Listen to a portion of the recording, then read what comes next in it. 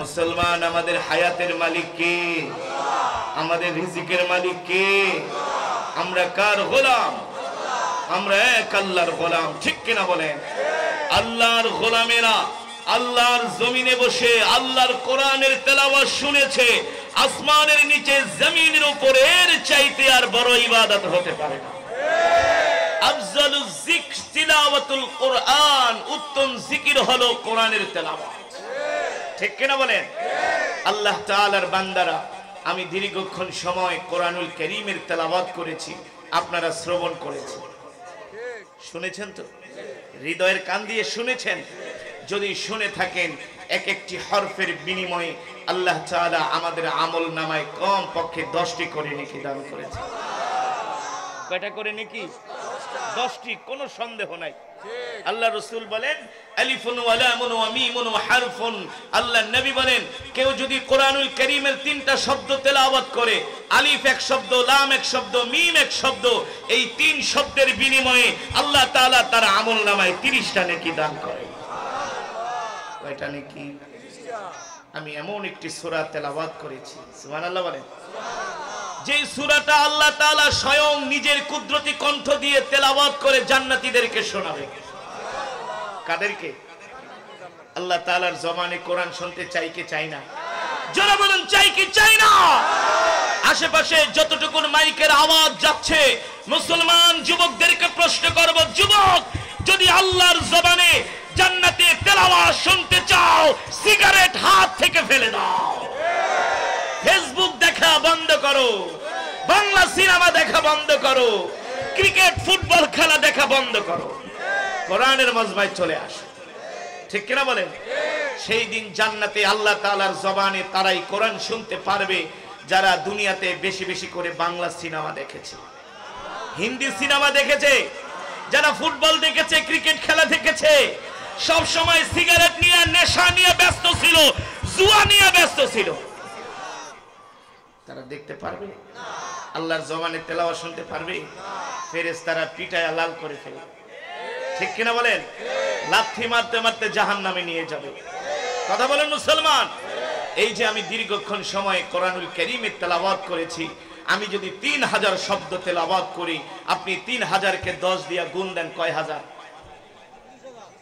কয় হাজার? মাশাআল্লাহ।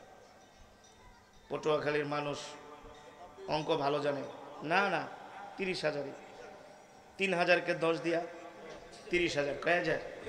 তারপরে তো আপনারা অঙ্ক ভালো পারেন, কিন্তু রংপুর হইলে পারতো না, বুঝতে পারছেন? ময়মনসিংহ হলে তারও আগেই পারতো না। আপনারা অনেক ভালো বোঝেন, আপনারা ধার্মিক। আল্লাহ তাআলা সকলের ঈমানি শক্তি বৃদ্ধি করে দেন। আল্লাহর বান্দারা, এই কোরআন হলো আল্লাহর জবানের কালাম, ঠিক কিনা বলুন? এই কোরআনের তেলাওয়াত শুনলে পাথরের মতো হৃদয় মোমের মতো নরম হয়ে যায়। যেই কোরআনের তেলাওয়াত শুনে খাত্তাবের ছেলে ওমর আল্লাহ রাসূলের কল্লা কাটার জন্য তরবারি নিয়ে আসছিলেন, আল্লাহ রাসূলের জবানে কোরআন শুনে বলে, ওগো আল্লাহর নবী, আপনার কল্লা কাটবো তো দূরের কথা, আমি ওমর আমার কল্লাটা আপনার কাছে আল্লাহ তাআলার কাছে জান্নাতের বিনিময়ে বিক্রি করে দিলাম, শুধুমাত্র এই কোরআন শুনে, ঠিক কিনা বলে? যুবক, আমি তো আগেই বলেছি, আবু জেহেল, আবু লাহাব, উতবা, সাইবারা রাত্রবেলা ঘুমাইতো না, আল্লাহর নবীর তেলাওয়াত শুনতে চলে যেত, ঠিক কিনা বলো? কিন্তু এখন এমন কিছু গরু খাওয়া মুসলমান আছে যারা কোরআনের মজমায় আসে না, যারা মসজিদে আসে না, যারা দিনের কোনো কাজে তাদেরকে পাওয়া যায় না, তাদের পাওয়া যায় নাফরমানিতে, হারাম কাজে, গুনার কাজে, ঠিক কিনা বলে? হে মুসলমান, এই দিন দিন না, আরো দিন আছে, ঠিক কিনা বলে? সুতরাং এই পৃথিবী আমাদের থাকার জায়গা নয়, এই পৃথিবী ছেড়ে আমাদের একদিন চলে যেতে হবে, ঠিক না? তো আপনারা যে কোরআনের মজমায় আসছেন, ঠকে গেছেন নাকি জিতছেন? কেমন জিতছেন কল্পনাও করতে পারেন না। আমি কোরআনের তেলাওয়াত করেছি, আর এক এক হরফেতে 10টি করে নেকি পেয়েছেনই, আরো পেয়েছেন। বলবো মহব্বতের সাথে ঈমানি আওয়াজ দিয়ে বলি আলহামদুলিল্লাহ। এই মজমার মধ্যে যারা উপস্থিত হয়েছেন সকলেই এক খতম করে করে কোরআনুল কারীমের সওয়াব পেয়েছেন। সবাই মিলে এক খতম না, এক একজন। কিভাবে বলেন তো? জোরে বলুন। আমি সূরাতুল ইখলাস কতবার পড়েছি? আরো জোরে বলুন কতবার? রাসূলের সাহাবী আবু সাঈদ আল খুদরি রাদিয়াল্লাহু তাআলা আনহু থেকে হাদিসটি বর্ণিত। আল্লাহর নবী বলেন, কেউ যদি সূরাতুল ইখলাস 3 বার তেলাওয়াত করে, আল্লাহ তাআলা তার আমলনামায় পূর্ণ 1 খতম কোরআনুল কারীমের সওয়াব দান করে। তার মানে আজকের মাহফিলে যত হাজার মানুষ এসেছে, তত হাজার খতমে কোরআনের সওয়াব হয়েছে, ঠিক কিনা বলেন? অনেক মা বোনরা এসেছেন, মা বোনরাও পেয়েছেন, ঠিক কিনা বলেন? আল্লাহ তাআলা এই কোরআনুল কারীমের তেলাওয়াতের সওয়াব আমাদের মা বাবার কবরে পৌঁছে দিন, দাদা দাদির কবরে পৌঁছে দিন। অত্র এলাকার গোরস্থানে যত কবরবাসী শুয়ে আছে, আল্লাহ তাআলা প্রত্যেকটা কবরের মধ্যে আর সওয়াব পৌঁছে দিন। তাহলে আজকের মাহফিলে এসে খুশি নাকি বেজার? মাহফিল চলবে, বয়ান চলবে। কতক্ষণ? কোনেগে কতক্ষণ? বরিশাল পটুয়াখালীর মানুষ অনেক সাহসী। তারা কি? তারা অনেক ধার্মিক, ঠিক কিনা বলেন? বাংলাদেশের মধ্যে সবচেয়ে বড় বড় খানকা হলো এই দক্ষিণবঙ্গে, না? চরমনাইয়ের ময়দান, সারসিনা, তারপরে কায়েত সাহ হুজুর, না? ঝালকাঠি, মোকামিয়া, মির্জাগঞ্জ, বহুত আছে। তো সব হইল এই দক্ষিণবঙ্গে। তার মানে এই জনপদের মানুষগুলো অনেক আল্লাহওয়ালা, ধার্মিক, তাদের ঈমানের পাওয়ার আছে। দক্ষিণবঙ্গের মাটি ইসলামের উর্বর ঘাঁটি, ঠিক কিনা বলেন? ঠিক না? কোন নাস্তিক মুরতাদ ইসলামের বিরুদ্ধে কথা বলে দক্ষিণবঙ্গে পার পায় না।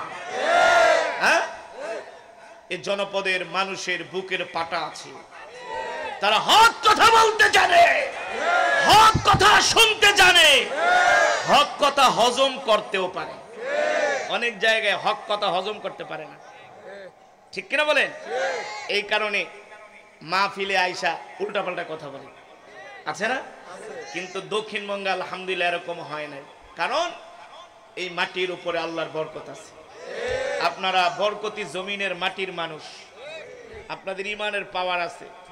আমি যে তেলাওয়াত করেছি আমি বুঝেছি, সাউন্ডটা আরেকটু ভালো হলে আরো মজা হতো। এত ক্যাচ ক্যাচ করে গেছে। তোমার মাইক ভালো, পুরো এলাকায় তোমাকে নিবে, আমি বলে যাবো ইনশাল্লাহ। সাউন্ড একটু আরেকটু ভালো করো ভাই, বহুত কষ্ট করে আইছি, 7 সমুদ্র 13 নদী পাড়ি দেয়া, বুঝছো? সাউন্ড ভালো করো আল্লাহর বান্দারা। তাহলে আপনারা বলছেন সারা রাত বয়ান চলবে নাকি? কোনো দরকার নাই, বয়ান হবে অনলি 30 মিনিট। কয় মিনিট? কয় মিনিট? 30 মিনিট।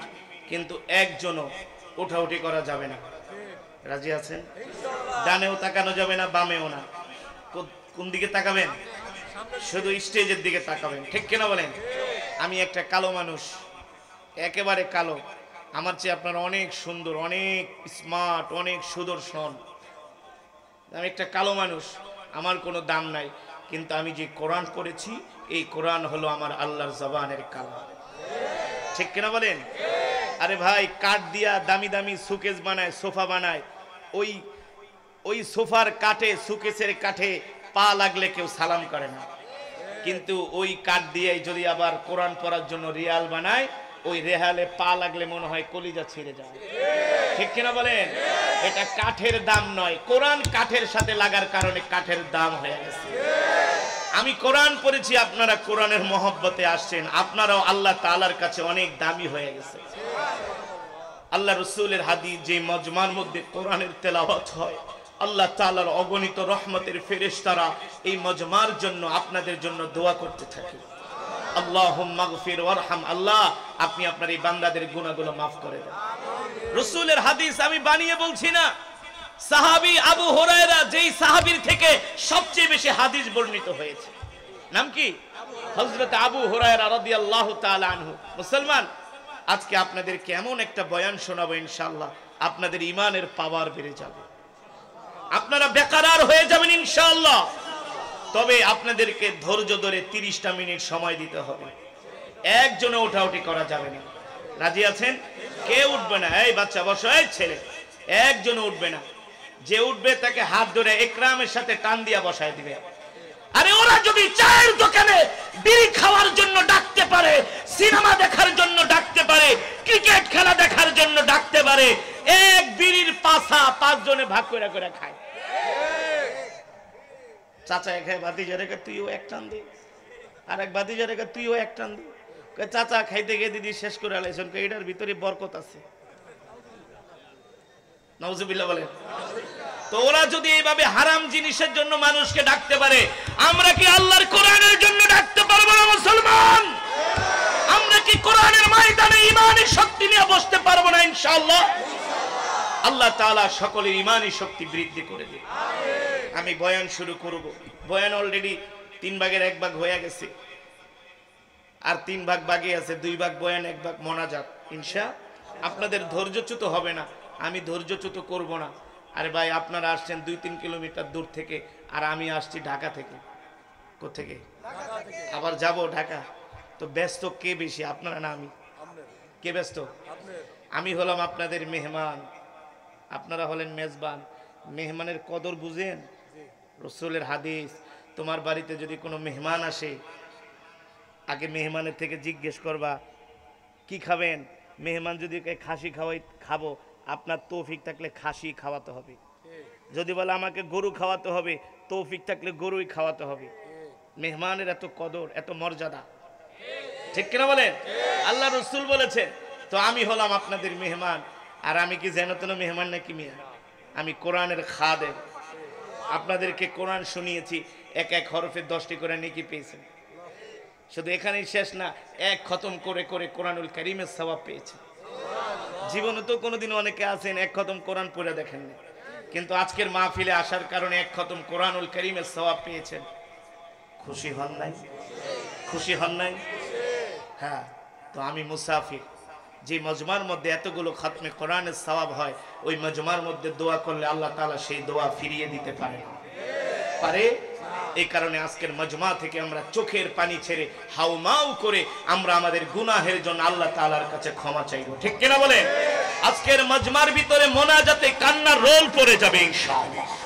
আশেপাশের মানুষগুলো কান্নার আওয়াজ শুনে বলবে, এখানে কিছু আল্লাহর পাগলেরা বসে আছে। আমরা কার পাগল? জোরে বলি মুসলমান, আমরা কার পাগল? আমরা আল্লাহর পাগল, ঠিক কিনা বলেন?